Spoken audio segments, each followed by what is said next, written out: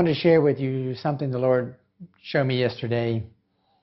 You know, we don't always get it right, do we? We try to follow Jesus, and we hopefully are following Jesus, but a lot of times, we fall short, which is normal for being human, I guess. Anyway, have a few scriptures I wanted to share. You know, God does remember that who we are and how He made us, and that we're frail, and but what we need to focus on is, do we have a heart to follow Jesus? And Jesus told His disciples, He walked by and told Philip and some of them, Matthew, sitting up there, and said, "Hey, follow me. I'll make you fishers of men."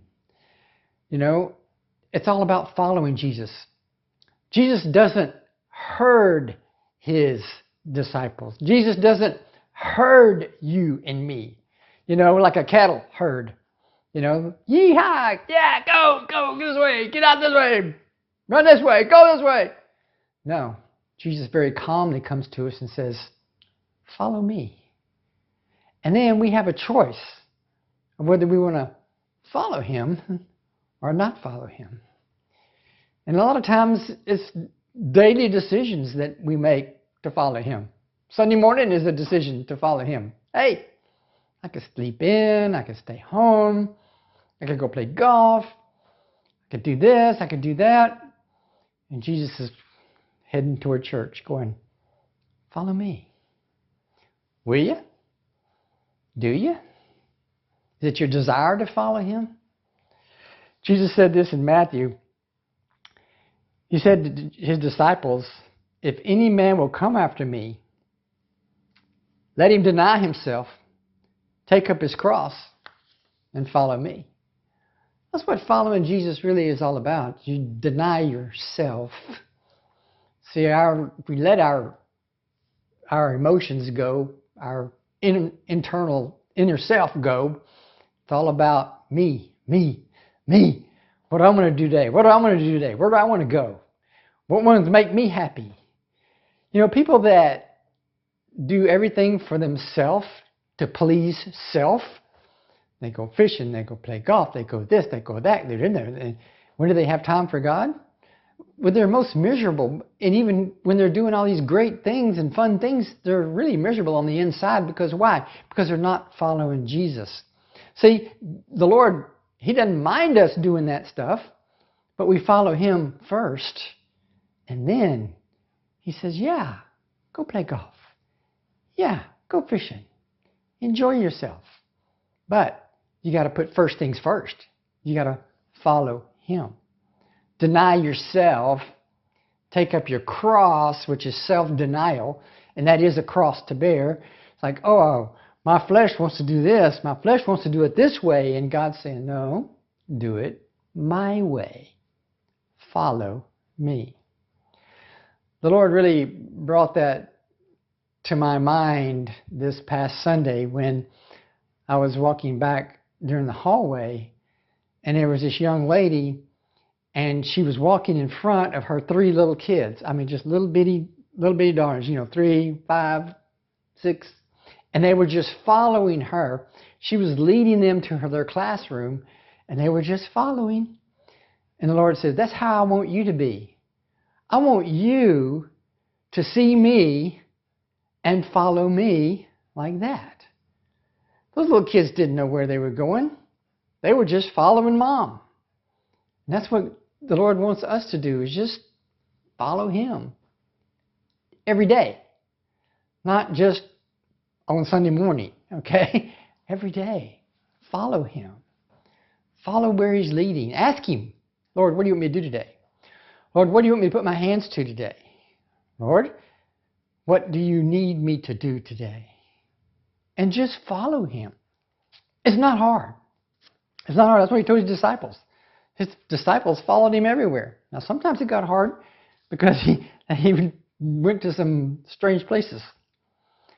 But they followed. And here's another thing that the Lord showed me in Psalms 103. It says, as far as the east is from the west, so far has he removed our transgressions from us. Like as a father pities his children, so the Lord pities them that fear him. Aren't you glad for that verse? The Lord pities them that fear him. I will take every bit of that. Because he realizes, the next verse says, for he knows our frame, he remembers that we are dust. He remembers how he made us. He remembers what the battles we're fighting with. He remembers what our flesh and our spirit is warring against each other all the time. He remembers that we're made of dust and he has pity on us. So you're not going to do everything 100% right all the time. So don't fall under a lot of condemnation under, oh wow, I should have done this or I should have done that. And just fix it. If you get another chance, just fix it. I should have witnessed to this guy. Well, do it again. Follow him. You know, we don't always hit it 100%. We're never going to always hit it 100%. You're never always going to come up to bat and knock it out of the park. But those times that you do, that's when it is so great. And that's when the Father is so thrilled with us. Like, look at what my son did. He stepped up and he did it. He witnessed it. He stepped up. He went to church. Oh, he stepped up. He did this. You know, my little grandson plays baseball. And he had a hard time figuring out how to hit the ball. But there came a day when there was a game and he hit the ball and it went over first base into the outfield and he ended up scoring the winning run. And what a thrill that was for me as a grandfather. That was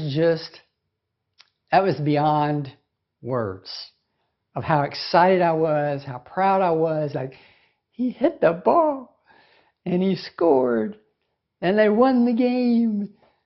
And that's how Jesus looks at us. He's like, you know, we can strike out a lot of times, but he remembers that we're dust. And then he goes, when we do hit the ball, when we do follow him, when we do please him and things, he just goes ecstatic. He goes, look what he did. Look what she did. They did it. They did it. They did it.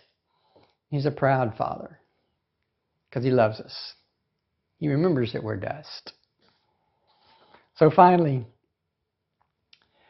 Jesus recognizes when we have a heart to follow him. And that's the whole thing.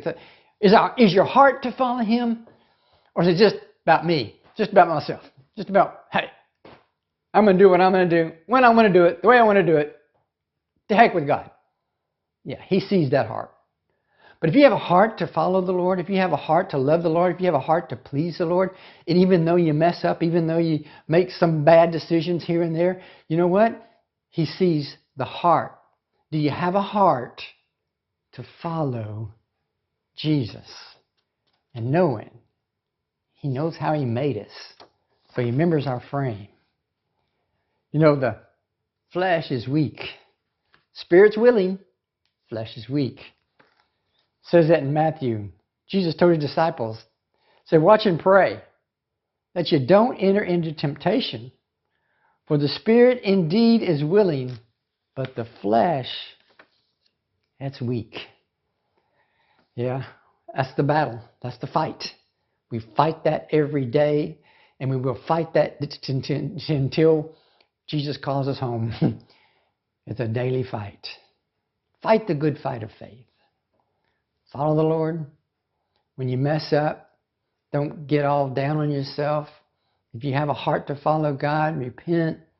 Just pick it up the next day and go. Go forward. Follow Jesus with all your heart. See where God leads us.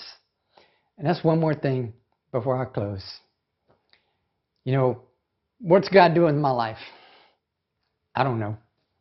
He knows. He directs our steps. He leads our path. So you don't have to have the 5-year, 10-year, 15-year plan. It never works out anyway. I remember that in college. They told me, oh, you got to have the 5-year plan. And I'd go for interviews and they'd say, what's your 5-year plan? What's your 10-year plan? I'm like, I'm just trying to make it through tomorrow, dude. I just want a job. And 5-year plan, 10-year plan, give me a break. That never works out. That's man's way. That's backwards. God's way is follow me daily. Mercies are new every morning. Follow me, and I will lead you. I will direct your path. I will direct your step. And our job is to have a heart to follow him and to be sensitive, to listen to his voice, because that war is always going to be going on between our spirit and our flesh.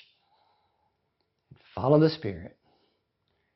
You'll not fulfill the lust of the flesh. God bless you.